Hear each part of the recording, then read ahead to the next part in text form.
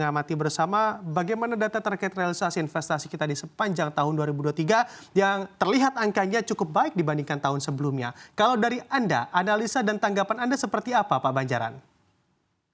Ya, saya rasa kita harus mengapresiasi ya pencapaian didapat terkait investasi. Memang kalau kita lihat dari kuartal 2, kuartal 3 itu sendiri, tren terkait dengan tumbuhnya investasi sudah terlihat di mana dari kuartal 2 itu sudah tumbuh 14,2%, di kuartal 3 16,2%, di akhir tahun bisa closing melampaui target. Dan memang kalau dilihat didominasi masih Singapura, Hong Kong, Jepang, Tiongkok, AS, walaupun nanti dalam beberapa gambaran di situ kita juga melihat memang ada sedikit peningkatan dari yang non tradisional selain yang saya sebut tadi, tapi memang masih dominasi utama investasi asing masih ada di Singapura, Hong Kong, Jepang, Tiongkok, dan AS. Dan dalam konteks pertumbuhan saya rasa kita juga melihat bahwa porsi investasi terhadap PDB itu dari 2010 memang sudah di angka di atas 33, 32%, 34%. Memang yang masih menjadi catatan itu pandemi ini membuat kontribusi sektor konsumsi memang lebih tinggi dan memang diharapkan proporsi investasi terhadap PDB ini bisa kembali ke angka 34-35% seperti yang kita alami di sekitar 2012 ataupun sekitar 2018 ya.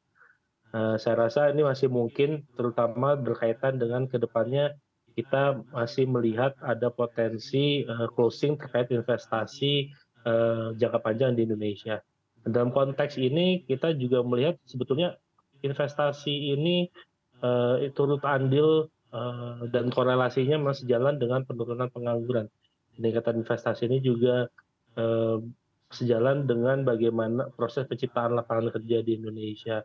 Mungkin yang masih menjadi catatan dan mungkin yang perlu digarisbawahi di sini adalah bagaimana sebetulnya sebaran investasi ini masih terkonsentrasi di Pulau Jawa, terutama memang terutama untuk investasi asing yang spesifik di Jawa Barat. Untuk investasi domestik juga masih di Pulau Jawa sekitar 40, mungkin dari data di kuartal 3 2023 itu sekitar mendekati 50% itu masih di Pulau Jawa. Dan untuk dalam negeri itu sendiri DKI Jakarta share-nya masih tinggi. Di luar Jawa itu memang Nusa Tenggara Timur yang mendapatkan proporsi yang peningkatan CAGR yang cukup tinggi. Ini memang yang harus kita lihat lebih lanjut adalah bagaimana bisa mendorong investasi selain di sentralnya di Pulau Jawa. Dan memang konteksnya ini lebih luas dari yang kita bicarakan, tidak hanya masalah bagaimana kita bisa mencapai target, tapi kita juga bisa mendorong terciptanya titik tumbuh baru. Apalagi kita berambisi untuk mencapai pertumbuhan di sekitar 6-7%, kita perlu peningkatan produktivitas di berbagai macam tempat, terutama tadi seperti yang sudah di-highlight di beberapa kesempatan, kita juga sudah mengalami misalnya penurunan output dari sektor industri di beberapa pulau di luar Jawa, dan ini yang sebetulnya quite concerning kaitannya dengan apabila kita mau mencapai angka 6-7%, kita juga harus memikirkan titik tumbuh lain.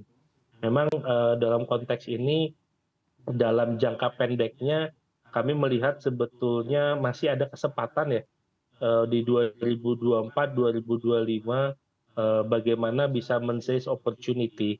Walaupun memang untuk 2024 ini driver utamanya masih dari konsumsi dalam negeri dengan beberapa momentum seasonal termasuk Ramadan maupun pemilu. Tapi kita juga harus pahami adanya perlambatan perekonomian global seperti Amerika, Tiongkok, Europe ini mau tidak mau akan membuat sebetulnya pentingnya investasi ya.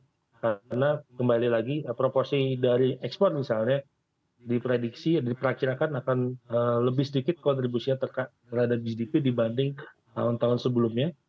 Tapi memang ini yang kita harus pahami bahwa sekarang investor itu dalam konteks Indonesia masih bisa ditingkatkan karena konteksnya sekarang sampai dengan akhir semester 1 dari awal sekitar kuartal 1 2023 itu terlihat ada masih wait and see terkait dengan hasil dari pemilu.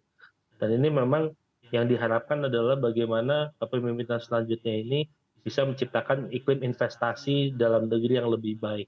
Dan ini memang kembali lagi kalau dibandingkan mungkin tahun lalu, kita mungkin akan menghadapi tantangan sebetulnya untuk mencapai investasi pencapaian di atas 100% seperti sekarang. Karena tadi disampaikan bahwa konteksnya kinerja investasi ini mau tidak mau akan juga terdampak dengan tadi isu global, geopolitik, US election, eh, China yang belum recover masih tertahan dengan apa yang terjadi di sektor propertinya, ditambah lagi di dalam negeri juga ada wait and see berkaitan dengan leadership ya berikutnya seperti apa arahnya dalam konteks investasi dan komitmen jangka panjang.